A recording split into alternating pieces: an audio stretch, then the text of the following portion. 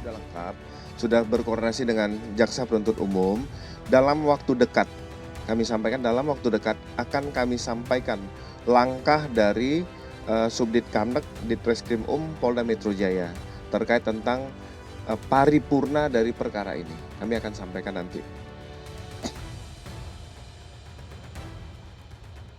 Sudah, artinya berkas perkara ini sudah dikirim kembali kepada kejaksaan.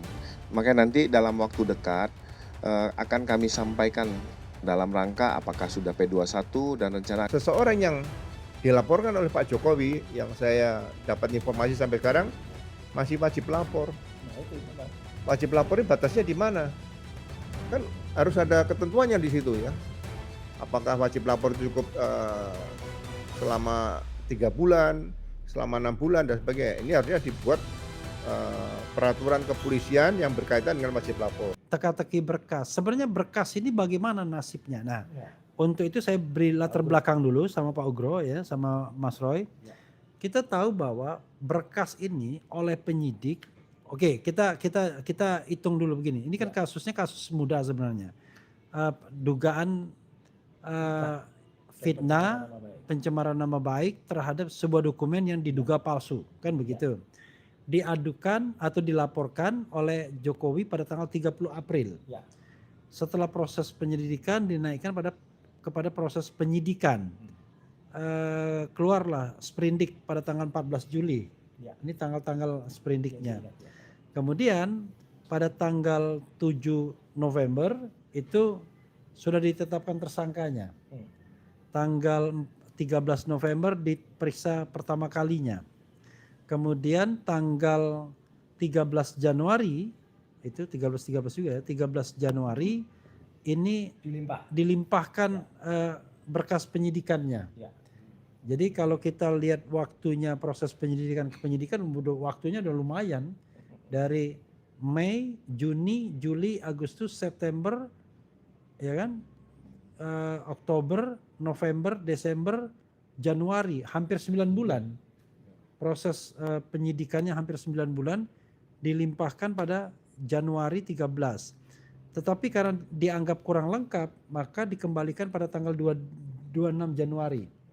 Nah, menurut KUHP lama karena menggunakan pasal peralihan, kalau pasal 361 ayat huruf A itu mengatakan kalau sudah masuk penyidikan maka menggunakan KUHP yang lama. Nah, kalau KUHP yang lama maka kesempatan untuk memperbaiki berkas itu hanya diberikan waktu 14 hari dan 1 kali saja. Berdasarkan pasal 138 ayat 2.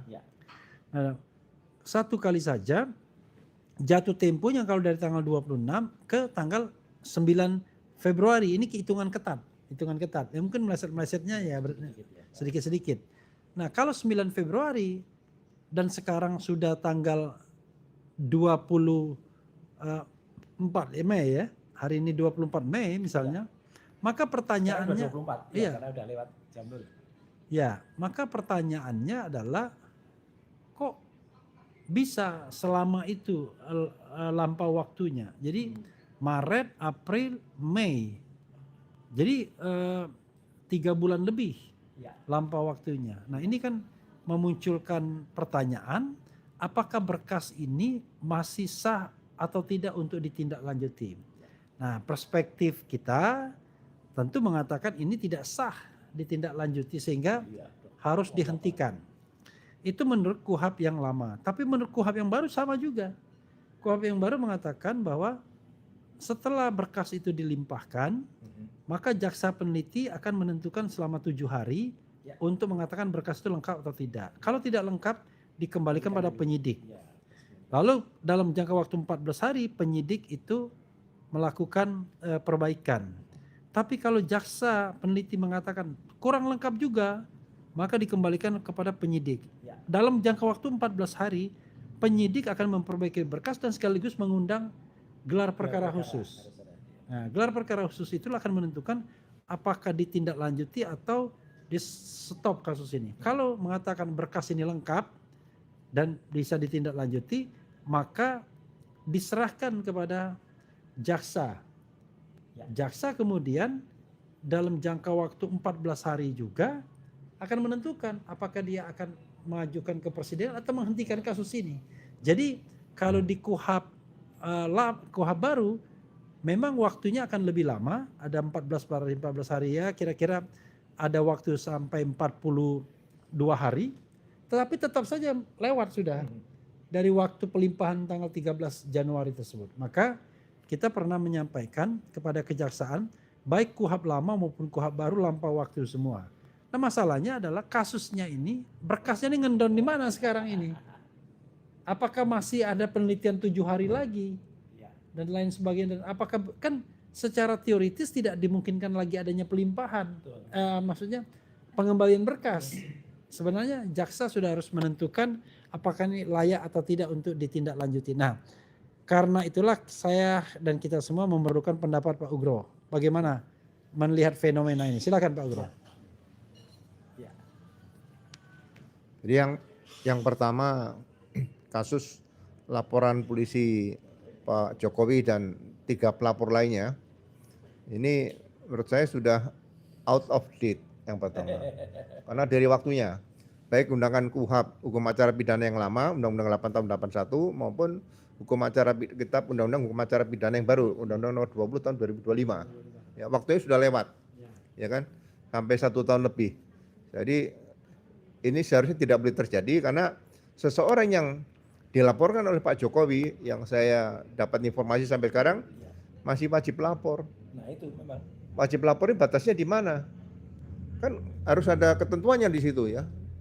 Apakah wajib lapor cukup selama 3 bulan, selama 6 bulan dan sebagainya. Ini harusnya dibuat peraturan kepolisian yang berkaitan dengan wajib lapor. Tapi ternyata belum ada. Kemudian pencekalan ya kan.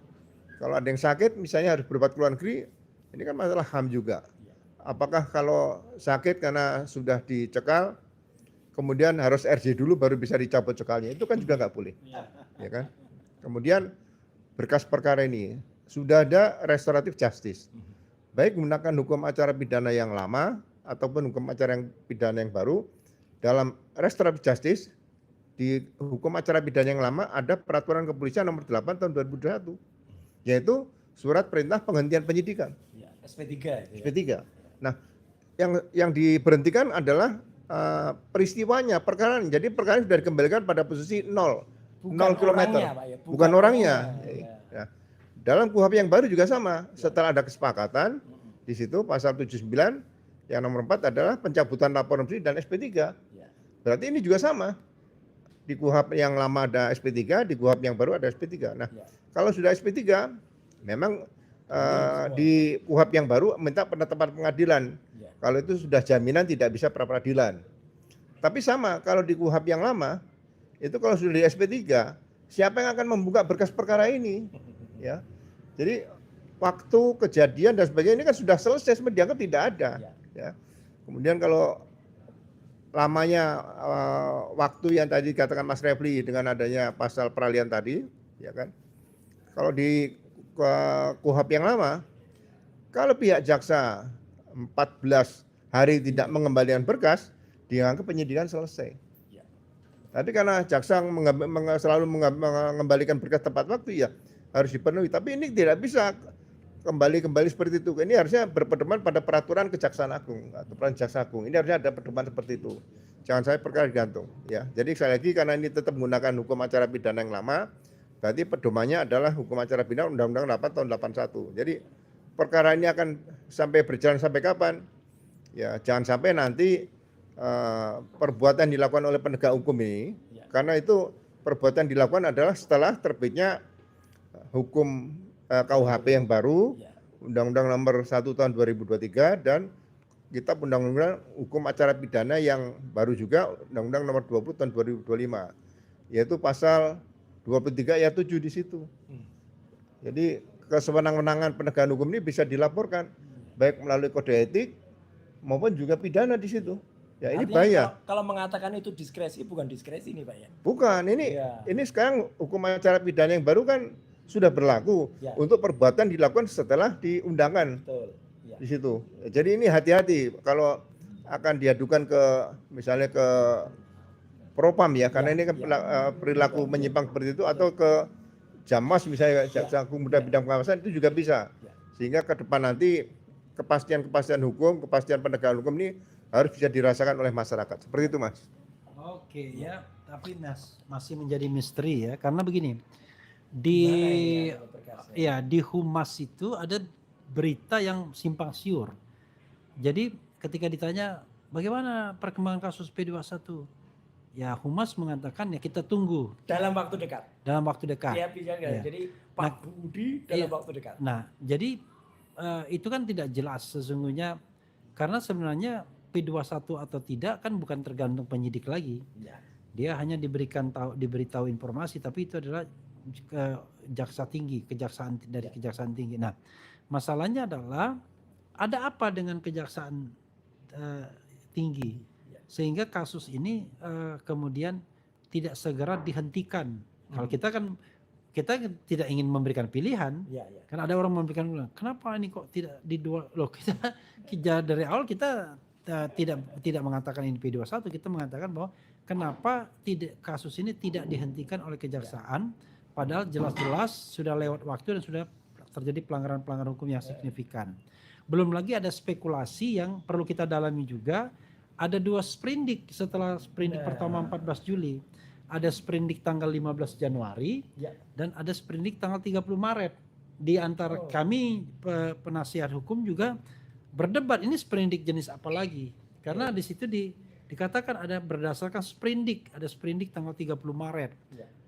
Kalau sprindik tanggal 30 Maret ada yang berpendapat, ya saya mengatakan bahwa kita terbuka kan, ada yang berpendapat bahwa kalau sprindik 30 Maret itu memang diakui sah, dianggap sah, maka sprindik sebelumnya gugur. Cabut. Iya, tak? Dia bilang, karena sprindik sebelumnya gugur, maka penetapan sebagai tersangka sudah gugur juga. Betul. Karena tidak ada lagi dasarnya. Nah ini yang kemudian memunculkan spekulasi. Sebenarnya itu sprindik seperti apa ya tanggal 30 Maret tersebut. Karena begini, dalam praktek yang kita dalami, banyak sekali ketidaktaatan terhadap undang-undang.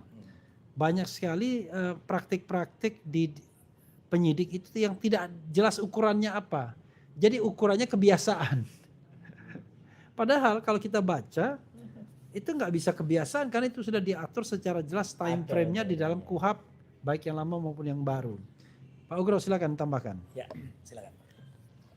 Jadi memang para penegak hukum yang entah itu penyidik atau jaksa penuntut umum atau di pengadilan, azas transparansi harus disampaikan pada publik.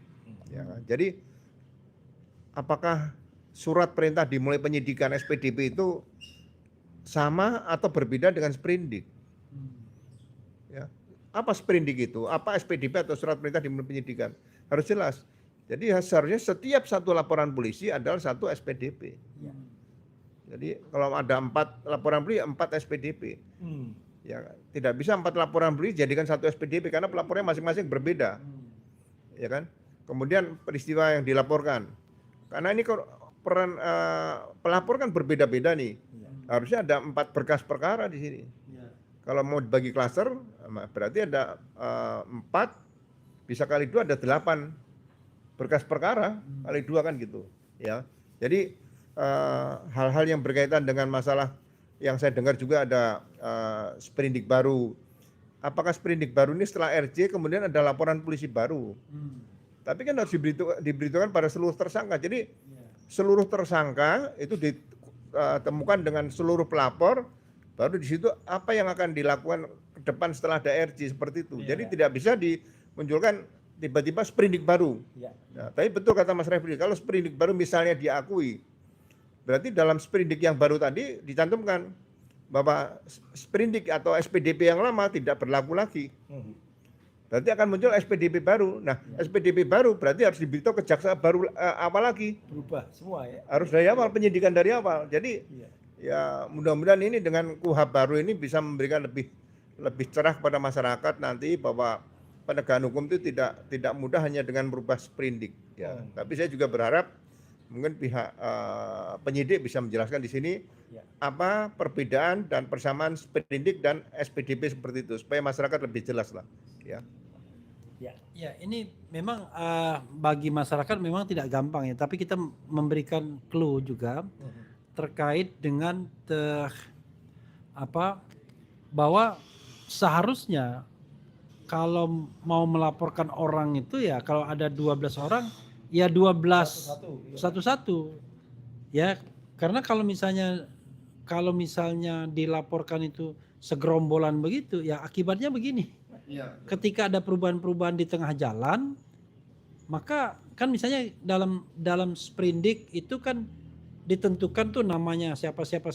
Tiba-tiba nggak ada di tengah jalan itu. Nggak bisa ya. Ya makanya, ya kan? Jadi di dalam SPDP itu juga ada nama-namanya. Tiba-tiba sekarang nggak ada lagi gitu. Nah ini persoalan yang barangkali bagi orang dianggap sepele, tapi dari administrasi perkara ini agak aneh. Karena sprindik dulu misalnya berapa 8 orang, ya kan? Sprindik dulu.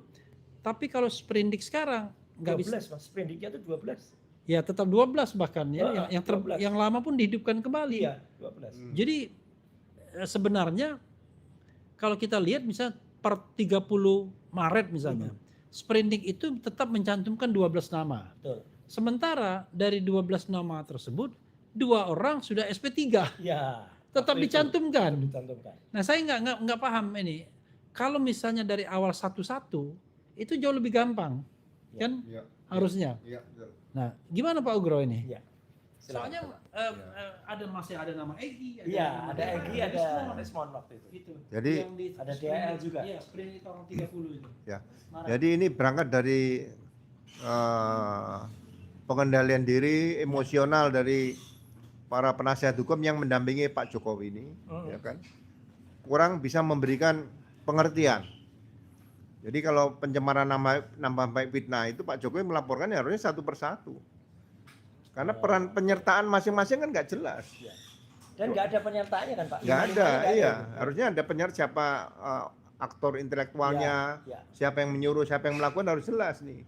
Jadi tidak semudah dengan apa yang dikatakan pasalnya diperberat, semua dijadikan satu, kemudian terjadi RJ, akhirnya malah jadi hal-hal seperti ini. Nah, yang menarik di sini tadi lupa saya katakan, memang dalam penghentian penyidikan yang berkaitan dengan RJ tadi, itu di KUHP lama tidak diatur di Undang-Undang 881, tapi di Peraturan Kepolisian Nomor 8 Tahun 2001 diatur. Jadi setelah ada restoratif justice, diterbitkan surat perintah penghentian penyidikan, dasarnya demi hukum. Nah, kalau demi hukum sesuai dengan hukum acara pidana Undang-Undang 881 adalah nebis in idem, kedaluarsa, tersangka meninggal dunia. Nah, ini RJ-nya Rismon, Pak Egy Sujana sama Damir Lubis ini menggunakan demi hukum yang mana nih? Nebis in idem, kedaluarsa atau tersangka meninggal dunia? Ya, itu jadi masalah, ya kan? Tapi kalau di KUHP yang baru, RJ itu memang bagian daripada penghentian penyidikan. Makanya ada 11 alasan untuk menghentikan 10 ya, untuk menghentikan penyidikan seperti itu. Jadi memang ini perkara yang sangat membuat ya saya pun juga pusing melihat ini seperti apa nih ke depan nanti ya. Jadi mudah-mudahan ada langkah yang terbaik dan saya kadang-kadang berpikir begini. Kalau menggunakan KUHP yang baru, yaitu dengan adanya koordinasi Kejaksaan dan penyidik ya. koordinasi horizontal ya, horizontal tadi antara penyidik dengan jaksa, itu kan diatur di KUHP baru. Nanti orang ribut lagi, loh kenapa menggunakan KUHP baru padahal KUHP lama nih. Jadi lebih bagus ada langkah yang jelas, ya rapat bukan menggunakan KUHP yang baru, tapi rapat lah koordinasi seperti biasa, ya karena sudah ada RJ, berarti laporan polisi Pak Jokowi dan 3 lainnya itu dinyatakan sudah dicabut dan sudah di SP3 semuanya ya kasus ditutup udah seperti itu aja. Sebentar, Mas Refli. Ini ada yang menarik ya. Jadi pendapat seperti yang kita bicarakan malam hari ini, itu bukannya iya kita bicarakan malam ini, itu tidak hanya oleh kita juga Pak Ugro. Iya. Tapi ada yang menarik. Ada seorang Termul Akut ini. Karena selaku ketua organisasi Termul. Meskipun basnya sudah iya, Oyobo mengatakan kalau sudah di SP3 ya udah berhenti perkaranya. Itu Oyobo pun bilang begitu Mas Refli. Dan ini buktinya ya ada di sini.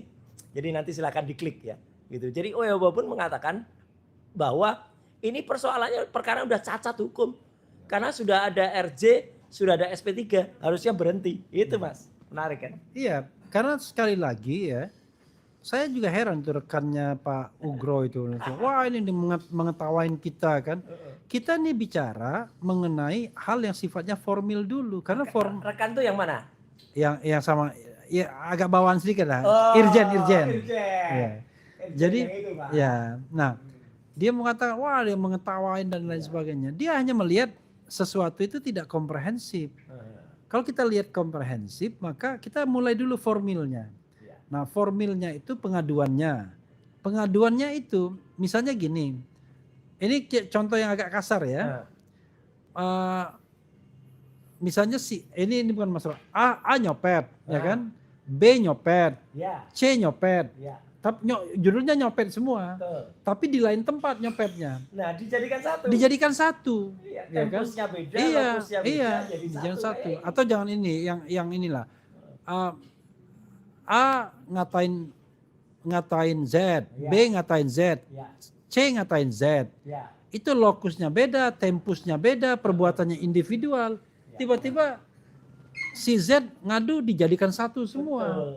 Nah disitulah yang jadi persoalan sesungguhnya. Karena tadi konon katanya pengacara cuma ngasih tautan-tautan link-link YouTube, aja link-link media sosial. Ini Pak, ini ada penghinaan. Lalu dijadikanlah klaster 1 dan klaster 2. Klaster 1, klaster 2 itu juga nggak jelas juga apa. Kenapa misalnya misal ya, kan kalau kita lihat wah itu kan karena dia sering komentar, sering nulis. Di klaster 1 yang setiap saat nulis juga ada. Ada, iya. Setiap saat bikin buku ada juga gitu. Nah dari sini ya kita mau objektif. Itu yang sering nulis itu yang teriak-teriak paling keras. Iya, dan demonya juga kencang sampai sekarang. Nah, jadi agak lucu kemudian ketika orang bicara individual responsibility. Kalau individual responsibility ya memang di-split dari awal harusnya. Laporannya satu-satu sesuai dengan perbuatannya masing-masing. Mas Roy misalnya diduga melakukan pencemaran, lokusnya di mana, tempusnya di mana, perkataannya seperti apa, Dokter Tifa juga begitu, Rismon juga begitu. Jadi ketika misalnya Rismon minta RJ, ya itu urusan dia dan kemudian dicabut di SP3 kan, ya LP-nya dia aja misalnya. Kalau ini kan menjadi satu, jadi kacau jadinya. Bagaimana kemudian mau ditindaklanjuti? Nah, ketika kemudian muncul sprindik baru, dugaan saya sprindik baru itu diakibatkan karena perubahan pasal tanggal 30 Maret. Tapi kenapa masih mencantumkan 12 orang nama lagi? Gitu. Ini makin nggak karu-karuan. Ya, tambahin sedikit juga Pak Ugro. Yang menarik adalah ketika kemudian dicampur jadi satu ini, maaf. Campur jadi satu ini, kemudian kan ada yang menarik, wah kalau dikaitkan dengan pasal 32 dan 35 Undang-Undang ITE, lah saya nggak pernah posting, nggak punya sosial media, itu kan pasal itu kan harusnya kalau mau diubah ya itu yang tersisa hanya untuk respon saja gitu. Tapi respon sudah RT. Dokter Tifa juga enggak kan gitu ya. Jadi kalau pasal 32 35 yang ngedit kemudian enggak ada. Itu enggak ada. Dokter Tifa tidak melakukannya. Mas Roy tidak punya media sosialnya. Kemudian karena itu undang-undang ITE soalnya kan. Nah, yang melakukan cuma respon. Respon sudah RJ. Tidak relevan lagi. Nah, yang jadi aneh adalah seorang Dokter Tifa misalnya yang sama sekali tidak ada kaitannya dengan pasal 32 35 ikut juga. Ini penegakan hukum seperti apa begitu? Ya, silakan. Iya kan? Silakan. Monggo, Pak. Ya mungkin ini untuk edukasi kepada masyarakat ya. Jadi dalam kasus laporan Pak Jokowi dan 3 orang lainnya itu ya, kita harus berani mengatakan bahwa restoratif justice ini atau RJ ini itu datang dari pihak Pak Jokowi dan 3 pelapor lainnya, dari para penasihat hukumnya. Karena memang yang dilaporkan Pak Jokowi dari awal bertahan bahwa ini dugaan ijazah palsu sangat kuat. Ya. Yang dibilang Mas Roy 99,9%, apa yang bisa 11 triliun dan sebagainya, ya kan? Rismon ya. Nah, jadi berkaitan dengan restoratif justice ke depan ini, saya sebagai pernah menjadi penyidik juga, ya. Jadi jangan sampai RJ ini datang dari pelapor seperti kejadian laporan Pak Jokowi ini. Karena nanti akan jadi budaya baru di sini arah apa yang dikatakan oleh hukum acara pidana yang baru, RJ itu nanti menjadi salah arah bagi alat untuk intimidasi. Wah. Ya, jadi Iya. RJ harus mulai datang dari terlapor. Nah, harus dibuktikan. Nah, dalam kasus yang pencemaran nama baik atau fitnah ini pasti dikaitkan dengan kenapa merasa dicemarkan atau difitnah. Ya. Ya. Pasti Pak Jokowi memberitahu penyidik di SPKT waktu itu ya, bahwa saya masa Pak diduga saya punya ijazah palsu, padahal ijazah saya asli. Nah, pihak penyidik tidak langsung mengatakan Bapak tunjukkan ijazahnya, terus langsung dinilai, oh ya Bapak ijazahnya asli. Nah, asli dari mana? Kan asli juga banyak, jenangnya ada asli dari Kudus, ada dari Garut juga ada, ya kan jenang itu ya. Jadi ini benar-benar harus dibuktikan melalui tadi yang apa sudah pernah dikatakan oleh rekan-rekan tadi kan, melalui apa penelitian digital forensik dan sebagainya tadi, dari transkrip nilai, dari mungkin kosnya di mana, terus dari keterangan Pak Kasmuja dan sebagainya. Itu nggak cocok semua Pak. Itu yang harusnya dibuktikan di situ, ya. Sekalian nanti kalau misalnya sudah dibuktikan semua digelar bahwa oh ternyata ijazahnya asli. Nah, baru pencemaran nama baik dan fitnah tadi proses. Tapi karena ini belum pernah dibuka, sampai sekarang akhirnya gantung. Saya rasa jaksa juga sama dengan apa yang saya katakan, pasti ini pencemaran nama baik dalam rangka apa? Dalam rangka dugaan ijazah palsu. Nah, kalau dugaan ijazah palsu, jangan diduga lagi, duganya dihapus, jadi ijazahnya palsu atau tidak, disitulah seperti itu. Itu saja Mas. Iya, terakhir ya kalau dari saya, ini suggestion saya ya, masukan saya kepada jaksa peneliti pada Kejaksaan Tinggi DKI, ya segeralah memberikan rekomendasi kepada atasan Anda untuk mengatakan kasus ini tidak layak ditindaklanjuti. Karena dari awal sudah salah melakukan administrasi perkaranya. Tidak jelas siapa yang melakukan apa, tiba-tiba diklasterkan jadi satu. Pokoknya mencemarkan nama baik Pak Jokowi, kira-kira begitu. Padahal setiap orang kan harusnya diberikan sebuah pelaporan yang jelas sehingga dia bisa mempersiapkan pembelaan. Tidak menghabiskan energi dan mengira-ngira. Sebagai contoh misalnya ketika klaster 2 itu dikenakan pasal 32 dan 35 dengan ancaman hukuman 8 dan 12 tahun penjara, maka kalau dikembalikan kepada Dr. Tifa misalnya, Dr. Tifa melakukan apa? Kan tidak ada kaitannya, dia kan tidak pernah, karena background ilmunya memang berbeda, dia tidak pernah mengoprak-aprik dokumen, ya kan? Yang dilakukannya paling tinggi hanyalah menghitung kemiripan foto, jadi bukan dokumen secara keseluruhan juga. Tapi ada yang menarik Mas, maaf saya potong. Tadi pada saat live saya tadi di Kompas TV sore tadi Pak Ugro, saya ketemu dengan Ade Darmawan, Pegogon. Ya, dalam pembicaraan santai. Terus kemudian saya bilang kan, wah ada handphone. Untung handphone saya nggak disita. Lah Gogon sendiri itu, ya ini perkataan saya bisa dipertanggungjawabkan ya. Karena tadi kami ngobrol berdua. Dia bilang, memang enggak Mas, yang harusnya disita tuh laptopnya Rismon. Nah, karena dia ngutak-utak kalau Mas Roy itu aman sebenarnya, pasal-pasal itu nggak kena. Itu kata Ade Darmawan sendiri, kata Gogon. Jadi kan sebenarnya udah ngaku, jadi 3235 itu harusnya copot Mas gitu loh. Makanya.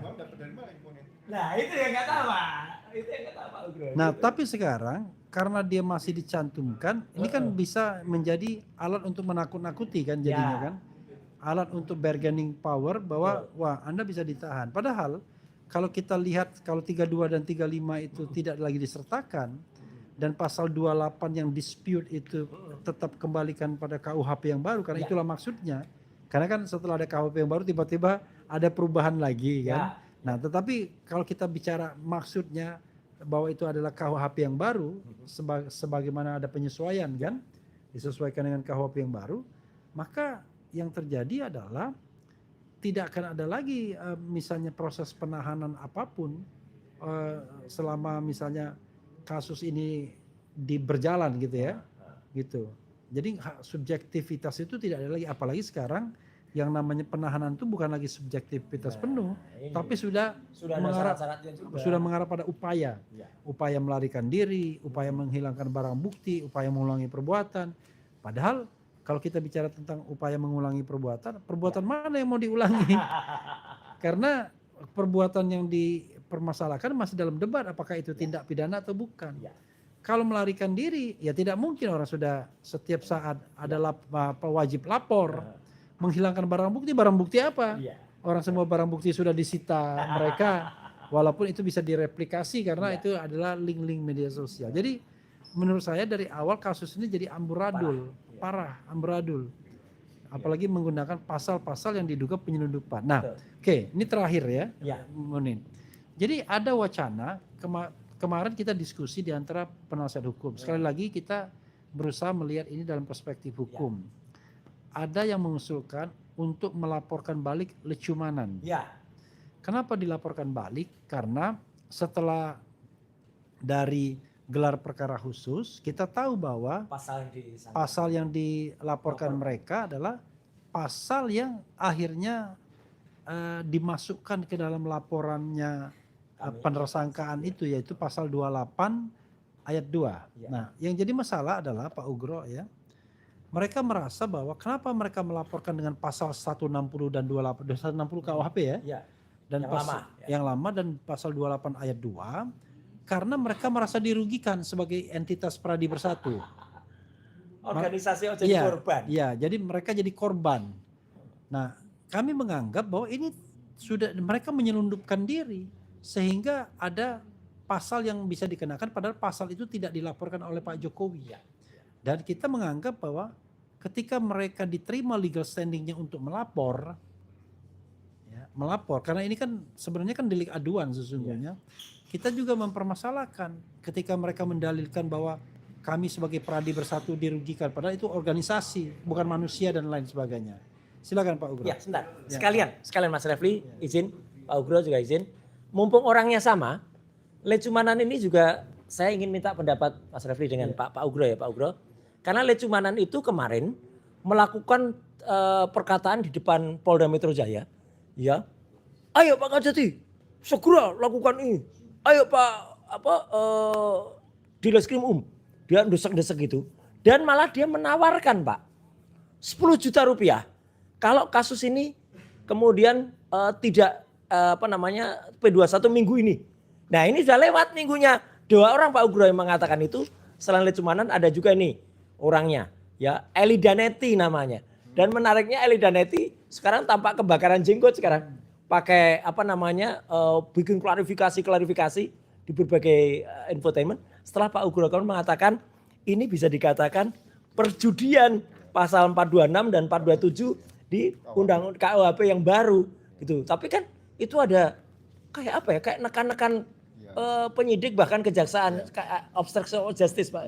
Monggo Pak Ugro, soal Lecu dan soal Eli Danetti ini Pak Ugro, saya tambahkan dikit. Ya.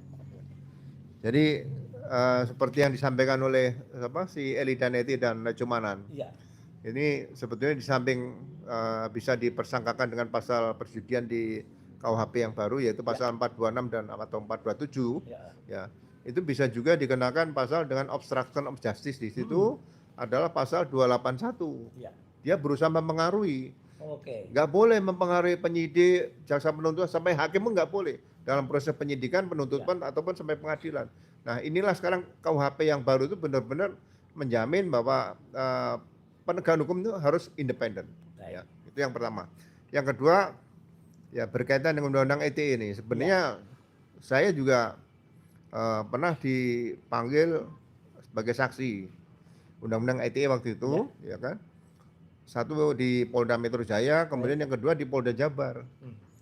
Saya tanya, berarti kalau berkaitan dengan Undang-Undang ITE, itu semua orang bisa melaporkan di seluruh Polda.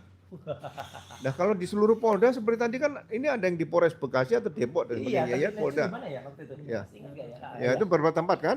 Atau beberapa pelapor. Berarti kalau nanti bisa dilaporkan di seluruh Polda, bayangin kalau kasus pencemaran nama baik dan fitnah yang dilaporkan ke Pak Jokowi, dilaporkan di seluruh Polda. Loh, ini seperti apa peristiwa ini seperti itu ya? Jadi saya memberikan pemikiran ya berdasarkan pengalaman saya. Sebaiknya dengan kaitan Undang-Undang ITE itu yang membuat laporan adalah cyber patrolnya polisi. Ya, karena mereka punya. Iya, itu laporan polisi model A. Apa akibatnya, bagaimana peristiwa terjadi. Cyber Patrol ke depan di Direktorat Cybercrime ya di Polda-Polda kan ada beberapa sudah ada nih. Harusnya membuat laporan polisi modelnya jangan laporan model B yang dilaporkan masyarakat kepada polisi. Betul. Ini perlu dievaluasi ke depan karena ya sangat tidak masuk akal. Ya. Setiap orang bisa melaporkan satu peristiwa katakan berkaitan dengan pencemaran nama baik melalui dengan kaitan undang-undang ITE, Ya. tapi dilaporkan di 38 Polda seperti itu ya. Itu saja sih yang ingin saya sampaikan malam ini. Satu lagi Pak Ugro, maaf Mas Refli. Meskipun Mas Refli udah ada telepon tadi ya. Gitu ya. Sebenarnya apa yang dikhawatirkan Pak Ugro itu hampir terjadi. Jadi orang ini nah yang barusan kena P48 artinya harusnya jaksa eksekusi mengeksekusi dia. Ini sudah berniat melaporkan ya salah satu kemungkinan saya gitu ya mau dilaporkan di Polda Sumut Sumatera Utara gitu ya. Jadi yang mau dilaporkan antara lain ada Michael Sinaga, kemudian juga salah satu kanal YouTube ya kan, kemudian karena dia menganggap ITE itu bisa dilaporkan di mana-mana gitu loh. Itu Pak Ugro. Untungnya ya kemarin dari Mahkamah Agung keluar nih pengumuman bahwa kasasi dia ditolak. Itu Pak Ugro. Ya ini hanya tambahan saja dari saya. Itu Mas Refli. Ya, sobat era sekalian, memang masalah ini makin didalami makin complicated ya. Bukan makin mudah, karena itu apa yang disampaikan oleh Humas Polda Metro misalnya, yang disampaikan oleh bahkan Dir Reskrimum, itu sesuatu yang sebenarnya nggak bisa jadikan patokan atau pegangan juga. Dan kita tahu sejauh ini tidak ada statement apapun dari kejaksaan, public statementnya kan. Tapi memang kejaksaan itu bisa mengeluarkan statement nggak, Mas? Ya, nggak berani ya, belum. Oh, okay. Dia boleh dia kan ada juga humas kan. Ya. Gitu. Tetapi masalahnya adalah ya mereka ini kan back and forth-nya koordinasi di antara mereka. Tapi walaupun mereka koordinasi harus dipahami bahwa time frame itu harus tetap berlaku. Betul. Karena itu adalah sesuatu yang disebutkan secara nyata cetowelo-welo di dalam undang-undang. Di dalam KUHP lama ada time frame itu waktu itu 14 hari itu. Di dalam KUHP baru 14 hari juga ada, tetapi dikasih waktu 2 kali bolak-balik kan. Jadi sekali ditolak, sekali lagi bolak-baliknya itu ya, balik lagi, dan setelah itu gelar perkara khusus baru kemudian akan ditindaklanjuti atau tidak. Nah, jadi saudara sekalian, sekali lagi ya, demi kebaikan kami mengimbau agar kasus ini dihentikan. Karena sudah tidak layak dan terlalu complicated, terlalu banyak lubang-lubang hukumnya. Laporan polisi sudah dicabut. Ya, dan kemudian secara faktual karena ada RJ Rismon, RJ Damai Hari Lubisan Egy Sujana, itu laporan polisi yang menjadi dasar untuk melakukan penyelidikan dan kemudian penyidikan itu sudah dicabut, sehingga seharusnya tidak bisa ditindaklanjuti lagi. Nah, kita ini bicara mengenai bagaimana hukum formil berjalan, bagaimana manajemen perkara berjalan. Nah, tetapi secara material pun sebenarnya banyak masalah juga, karena pasal-pasal yang dikenakan sudah tidak relevan lagi sesungguhnya. Dari awal tidak sesuai dengan fakta dan peristiwanya. Kita akan dalami lagi, tetapi tentu ini akan menjadi menarik kalau seandainya jaksa betul-betul punya keberanian untuk menyetop kasus ini. Karena di dalam KUHP itu memang ada instrumen untuk menyetop kasus ini karena memang sudah tidak layak lagi, mungkin tidak cukup bukti. Kita yakin tidak cukup bukti sesungguhnya. Kasus ini bukan kasus pidana. Kita yakin itu atau demi hukum. Demi hukum itu macam-macam, sudah terjadi pelanggaran dan macam-macam dan lain sebagainya. Begitu sobat saya, sudah ada. At last but not least, at last but not least sebenarnya memang kasus nggak bisa jalan karena sudah ada penelitian terbaru dan terbit buku baru dari Pak Dr. Bonatua, yang kemarin juga sudah kami bawa selain ke UI, kemarin dibawa ke ITB dan juga ke Unpad. Judulnya ini, Mas? Tidak ada. Nah, akhirnya datang juga kaos itu. Kaosnya datang. Tidak ada. Ijazah Jokowi tidak ada. Kemarin Mas Refli nggak lihat, Pak Ugro pun pakai kaos pakai ini. Juga kaos. Luar biasa. Berarti rombongan Bandung. Makanya kemarin press conference dan rapat agak sepi sedikit. Tapi tetap media mainstreamnya datang ya. Begitu ya. Begitu saudara sekalian ya, harus paham ya. Kita ingin menegakkan hukum yang baik, yang benar, bukan yang keruh.